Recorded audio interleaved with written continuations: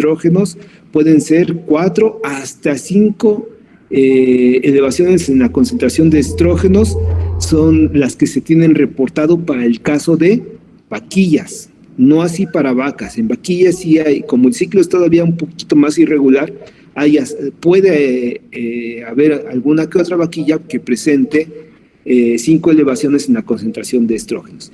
Sin embargo, la concentración de estrógenos que se da durante la etapa del metaestro, al inicio del diestro y la siguiente elevación de la concentración de estradiol durante la etapa del diestro, no es comparativamente igual en concentración con la elevación en la concentración de estradiol que se presenta durante la etapa del estro. Esta concentración de estrógenos durante el estro es la que va a estimular la conducta, ¿verdad?, de la hembra, la conducta de estro, celo o calor. Recuerden que de manera coloquial conocemos a la etapa del estro como celo o calor. Entonces, durante las demás elevaciones en la concentración de estrógenos, no va a ser suficiente esa elevación como para inducir conducta de estro en esa vaca, ¿verdad? Si no, estaría presentando estro cada, no sé, cada 7 días, cada 10 días, más o menos esa vaca. Y no sucede así, presenta estro aproximadamente cada 21 días, ¿de acuerdo? Pero sí hay elevaciones en la concentración de estrógenos y solamente hasta que la hembra entra a la etapa del proestro, la siguiente elevación en la concentración de estrógenos puede continuar llegando a su máxima concentración hasta el estro y posteriormente bajar. Observamos otra hormona, que en este caso sería la prostaglandina, que está aquí marcada en azul. La prostaglandina F2-alfa, observamos que, bueno, aquí ya les voy a decir algunos días en particular, donde aproximadamente por el día 10, 12 del ciclo estral de la hembra, la prostaglandina F2-alfa ya se empieza a producir en mayores cantidades y puede tener alguna secreción importante, ¿de acuerdo? Pero su mayor secreción la va a tener para el día 16, 17 del ciclo estral en la vaca. Sería esta producción, ¿verdad?, de una gran cantidad de pulsos de secreción de prostaglandina F2-alfa que son necesarios, recuerden, para lisar el cuerpo lúteo. Una de las funciones de prostaglandina F2-alfa precisamente es lisar el cuerpo lúteo. La prostaglandina F2-alfa es vasoconstrictora a nivel de cuerpo lúteo. Entonces, al comprimir a los vasos sanguíneos, ¿verdad?, que están irrigando al cuerpo lúteo, lo que va a suceder es que se corta la llegada de sangre hacia esta estructura y ocasiona la muerte de las células lúteas. Con lo cual, entonces, saben ustedes que el cuerpo lúteo, los cuerpos lúteos, bueno, el cuerpo lúteo para el caso de la vaca, su principal producción es la de progesterona, ¿de acuerdo? Entonces, para este momento, cuando se libera prostaglandina F2-alfa en esta manera pulsátil, porque esta elevación en concentración de prostaglandina es elevada, pero solamente es un pulso. Aquí son muchos pulsos de secreción de prostaglandina F2-alfa, lo cual nos indica que un gran pulso de prostaglandina F2-alfa no es suficiente para lisar el cuerpo lúteo, y tienen que ser muchos pulsos, uno tras otro, ¿verdad?, de prostaglandina F2-alfa, para lograr lisar el cuerpo lúteo. Entonces, una vez que se lisa el cuerpo lúteo, las concentraciones de progesterona bajan, ¿eh? Bajan, y al momento de que bajan las concentraciones de progesterona, observamos que las concentraciones de estradiol ahora sí pueden mantener una concentración que va hacia la alta y mantenerse en altas concentraciones por un periodo de tiempo, ¿de acuerdo? Entonces vemos el por qué hay una elevación sostenida en la concentración de estradiol porque se lo permite la baja concentración que va a haber para este momento de progesterona, ¿sale? Solamente hasta que progesterona está en bajas concentraciones, la concentración a su vez de estradiol puede elevarse e inducir conducta de estro en el caso de la vaca, ¿de acuerdo? Ahora, observamos esto mismo con las estructuras foliculares y con las hormonas proteínicas gonadotrópicas, que es FSH y LH. Habíamos visto en las anteriores diapositivas que los estrógenos, aparte de inducir la conducta de estro, tienen un mecanismo de retroalimentación positiva, ¿verdad? Un mecanismo de retroalimentación positiva sobre el eje hipotálamo-hipófisis gonadal, de tal manera que al aumentarse las concentraciones de estradiol van a estimular un pico, y bueno, a tener esa retroalimentación positiva, van a estimular un pico preovulatorio de GnRH. Cada pulso de secreción de GnRH estimula un pulso de LH. Y entonces la LH puede tener un pico preovulatorio. Pocas horas después, o más o menos, ¿qué será? Al inicio del estro, más o menos, pocas horas después de haberse iniciado el estro. Entonces, los estrógenos llegan a máxima concentración, tienen un mecanismo de retroalimentación positiva que estimula el pico preovulatorio del LH. Y aproximadamente 24 horas después de que se da el pico preovulatorio de LH, el folículo de mayor tamaño que se encuentra en el ovario va a ovular, ¿de acuerdo?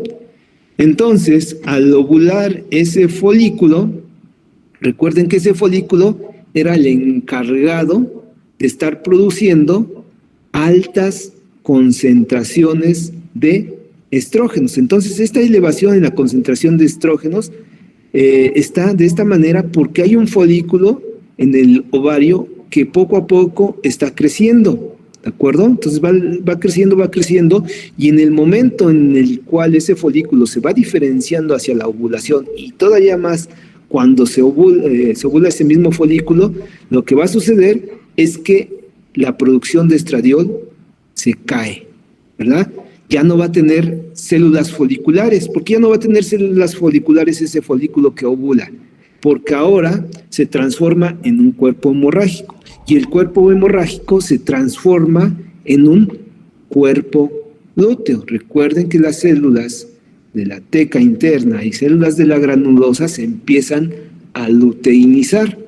Entonces, al comenzar ese proceso de luteinización, las concentraciones de estrógenos caen.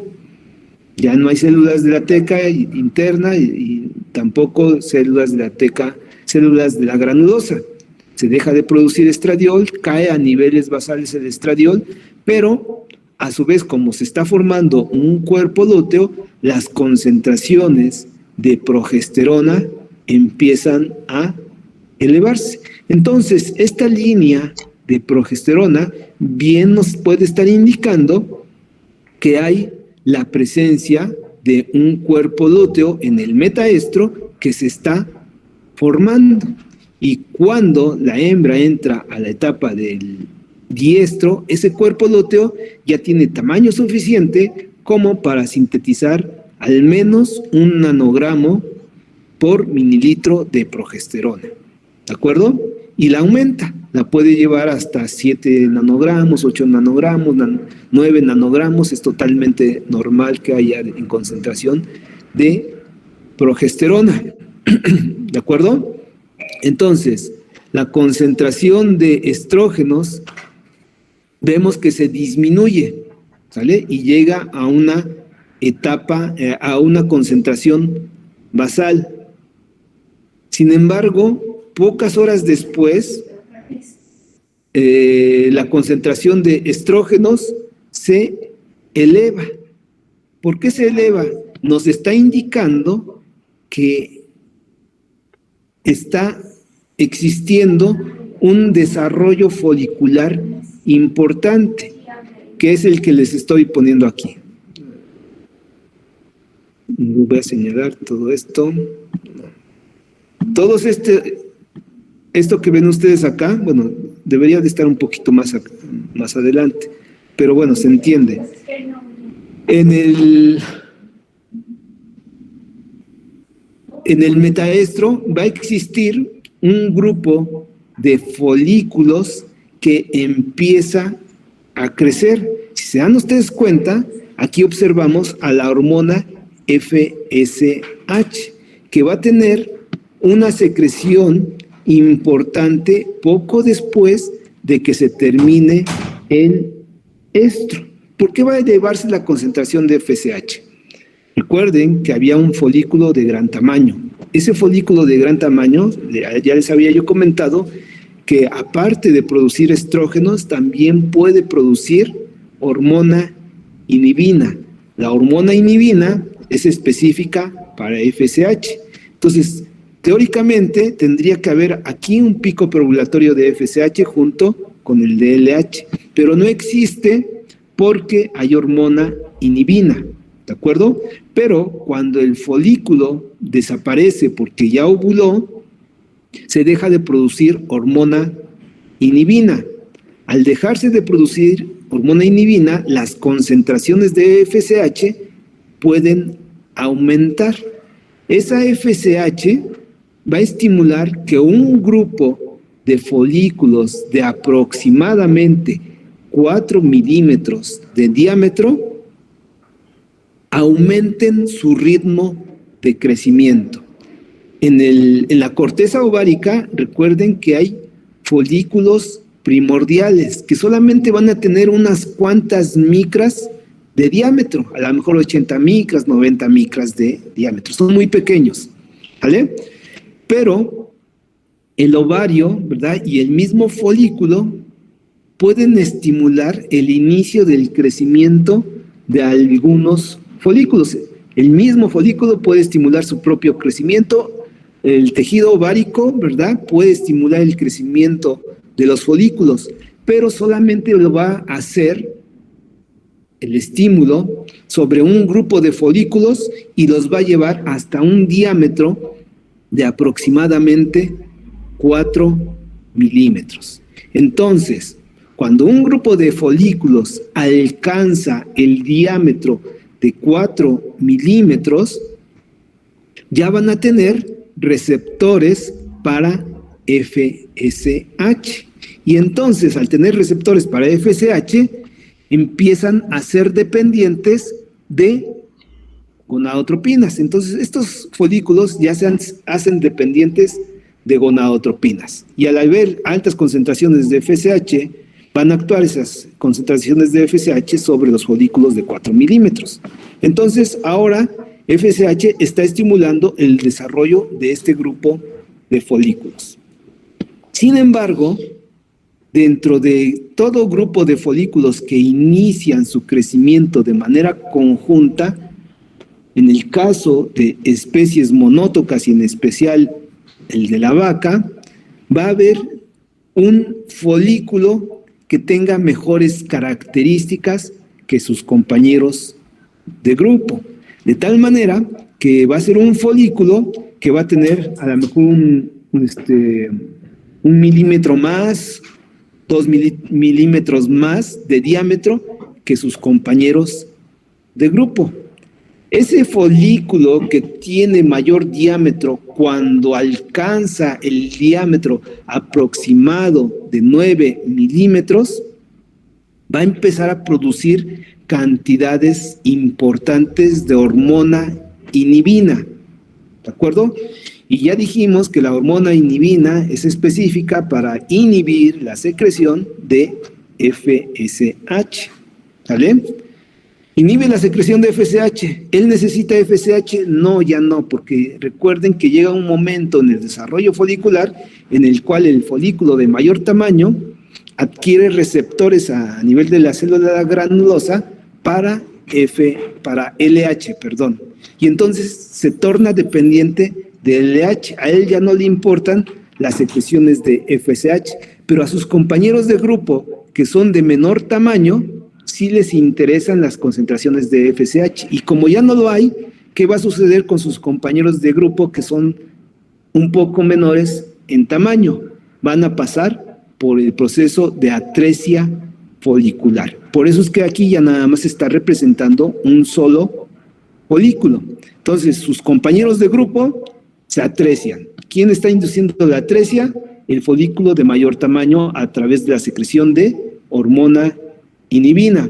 Entonces continúa creciendo ese folículo, se está tratando de diferenciar hacia la ovulación. Sin embargo, como este folículo de mayor tamaño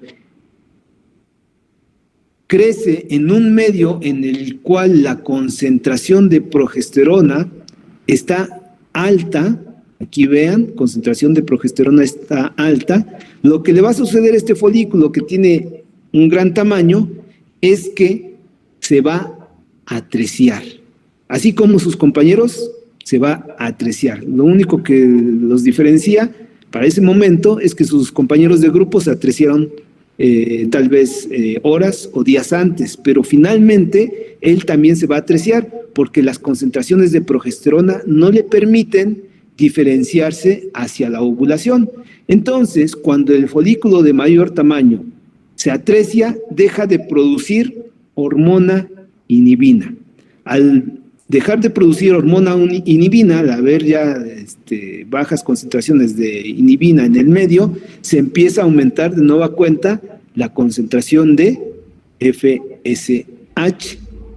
Y entonces, otro grupo de folículos que alcanzan un diámetro de 4 milímetros se tornan receptivos al aumento en concentración de FSH. Deben de tomar en cuenta esto, jóvenes, señoritas, y eso nos vamos a retroceder un poquito en el tiempo. Cuando una hembra nace, empieza el desarrollo folicular, y ese desarrollo folicular es independiente de las gonadotropinas, de FSH y de LH. Como es una hembra que está muy joven, después de nacida, ¿verdad? Y durante buena parte de su crecimiento y desarrollo, las concentraciones de FSH se mantienen bajas. Entonces, aunque haya desarrollo folicular, no se va a lograr llevar a esos folículos a su máximo diámetro, porque no hay FSH y LH. Entonces, en todo momento, ¿verdad?, de la vida de la hembra, hay grupos de folículo que están intentando crecer y diferenciarse hacia la ovulación. De tal manera que aquí cuando baja, ahora sí ya no regresamos al ciclo estral, cuando aumentan las concentraciones de FSH, un grupo de folículos de aproximadamente 4 milímetros responden a la elevación en concentración de FSH. Y entonces aquí técnicamente tendría que haber un nuevo crecimiento de folículos. A cada uno de estos folículos que empiezan a crecer se les conoce como una onda de desarrollo folicular, ¿sale? Entonces, esta es una onda de desarrollo folicular, aquí hay otra onda de desarrollo folicular y aquí hay otra onda de desarrollo folicular. En esta onda de desarrollo folicular no se está representando al folículo de mayor tamaño, porque si no se vería muy amontonado aquí en este esquemita, pero técnicamente también tendría que haber una estructura como la de acá, en esta parte, que empieza a diferenciarse.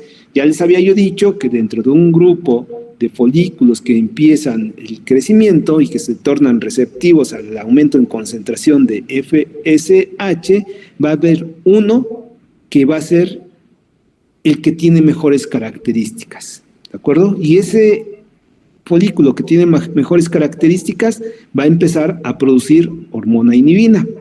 ¿Qué va a suceder sobre sus compañeros de grupo? Que va a inhibir su crecimiento, ¿vale? Entonces, se van a atreciar esos folículos, sus compañeros de grupo se atrecian, desaparecen de la corteza ovárica, ¿vale? Él se sigue diferenciando hacia la ovulación, pero como esta nueva onda de desarrollo folicular junto con su folículo de mayor tamaño, también está creciendo en un medio en el cual las concentraciones de progesterona están altas, no se puede diferenciar ese folículo hacia la ovulación. Entonces, se vuelve a atreciar, bueno, no se vuelve, ¿verdad? Se atrecia ese folículo. Al atreciarse ese folículo, deja de producir hormona inhibina, ¿verdad? Y entonces hay una nueva elevación en la secreción de FSH, se torna receptivo otro grupo de folículos, ¿verdad? De 4 milímetros, empiezan a crecer y dentro de ese grupo de folículos, si ese folículo de mayor tamaño que inició el crecimiento lo hace cuando las concentraciones de progesterona ya están bajas, como es en este caso, ¿verdad? Las concentraciones de progesterona para este momento en el proestro ya son bajas. Entonces, ese folículo empieza a tener un ritmo de crecimiento sostenido, de tal manera que ese folículo que estaba produciendo estrógenos lo hace a mayores cantidades. Entonces, los estrógenos se elevan a su máxima concentración y estimulan el pico preovulatorio de LH, logrando entonces con ese pico preovulatorio de LH inducir la ovulación de ese folículo de mayor tamaño. Si observamos estas ondas de desarrollo folicular, que son 3, vemos que cada una ocasiona que haya una elevación en la concentración de estrógenos a lo largo del ciclo estral. Entonces, esta onda de desarrollo folicular induce esta elevación en la concentración de estrógenos. Se baja, ¿por qué? Porque esos folículos se atrecian. Pero después sale otra onda de desarrollo folicular que empieza a aumentar la secreción de estrógenos. Disminuye la secreción de estrógenos, ¿por qué? Pues es debido a que ese grupo de folículos, ¿verdad?, se atrecian. Al atreciarse, vuelve a surgir otra onda de desarrollo folicular, pero en este caso, como están creciendo en un medio en el cual las concentraciones de progesterona ya están a la baja, lo que va a suceder es que dentro de esa onda de desarrollo folicular, uno de esos folículos se logra ir diferenciando hacia la ovulación y se encarga de la máxima producción de estrógenos. Y los estrógenos van a inducir la conducta de estro y el pico preovulatorio de LH para que se dé la ovulación. Y con eso, entonces, la hembra ya se regresó al estro. Si la hembra no se le da servicio, si la hembra no queda gestante, después de que se da esa ovulación, se regresa otra vez al ciclo estral, a lo normal, ¿verdad? Al metaestro, al diestro, al proestro y al estro. Entonces, está repitiendo cada 21 días este mismo proceso hasta que logre quedar gestante. La vaca es una especie poliéstrica continua. ¿Por qué es poliéstrica continua? Porque no depende de factores como el fotoperiodo para presentar una época de estro. Recuerden que hay especies, ¿verdad?, las cuales sí son dependientes de muchos otros factores como el fotoperiodo para presentar época reproductiva. La vaca, ¿verdad?, es una especie, junto con la cerda, ¿verdad?, es una especie poliéstrica continua, ¿sale? Así como tal, poliéstrica continua. En el caso de la oveja, de la cabra, la oveja, la cabra, la yegua, inclusive también la gata, son poliéstricas estacionales, ¿de acuerdo? El caso de la perra se dice que es monoéstrica no estacional. No se ha establecido claramente que para el caso de la vaca presente una estacionalidad inducida por el fotoperiodo, por ejemplo, que es lo más factible que pueda llegar a regular las temporadas de de estro para el caso de la mayoría de los animales. En el caso de la perra es monoéstrica, no estacional, hasta que no se compruebe lo contrario. Saknikte nos dice, profesor, se me está yendo el internet por si me saca de su clase. Ok, está preocupada. No se preocupen tanto por las faltas. Preocúpense por la información. Pero está bien, Saknikte, no se preocupe. ¿Hasta aquí alguna duda, jóvenes, señoritas?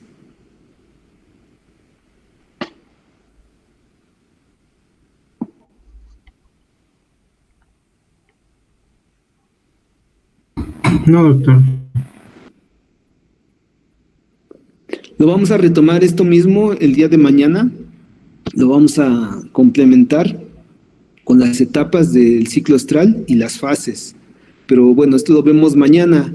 Les pido de favor, jóvenes, que analicen esto que acabamos de ver en clase, porque mañana lo vamos a retomar y se los voy a preguntar dentro de la misma clase.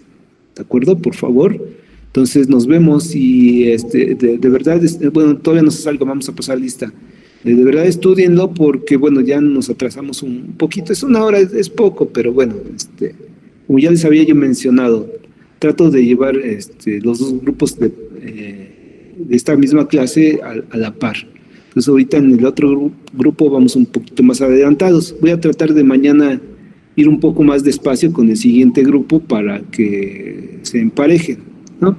No hay tanto problema, nada más si ustedes se ponen a estudiar, me ayudan más a poder ir resolviendo más rápidamente las preguntas que les voy a ir planteando el día de mañana. ¿De acuerdo? Entonces ya nomás pasamos lista y con eso finalizamos la clase de hoy.